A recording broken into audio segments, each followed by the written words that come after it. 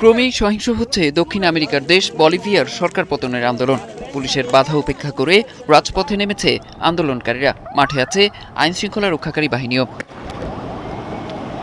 গত কয়েকদিন ধরেই রাজধানী লাপেজের প্রবেশপথ আটকে রেখেছে আন্দোলনকারীরা। সড়কগুলোর নিয়ন্ত্রণ নিতে এল আলতো শহরে শনিবার ব্যাপক অভিযান চালায় পুলিশ ও সেনাবাহিনীর প্রায় ৩৫০০ সদস্য। একসময় বিক্ষোভকারীদের লক্ষ্য করে টিয়ারশেল ছোড়ে তারা। এক পর্যায়ে দুই পক্ষের মধ্যে শুরু হয় ধাওয়া পাল্টা ধাওয়া। পরে সংঘর্ষ শুরু হলে ৫০ জনেরও বেশি বিক্ষোভকারীকে আটক করা হয়।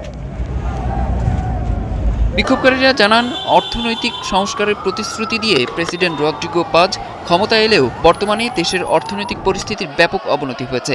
দেশের বিভিন্ন এলাকায় দেখা দিয়েছে জ্বালানি ও খাদ্য সংকট। সরকারি বাহিনীর লোকজনকে আটক করেছে। এই প্রেসিডেন্টের পদত্যাগ করতেই হবে, না হলে যেসব পুলিশ হামলা চালাচ্ছে বাড়ি বাড়ি গিয়ে তাদের খুঁজে বের করে ছাড়ব। এই সরকার আমাদের কথা ভাবে না, তারা আমাদের উপর অত্যাচার করছে।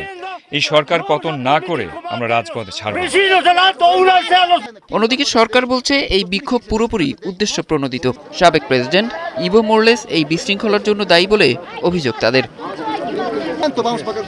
অরিসুল ইসলাম, ৭১।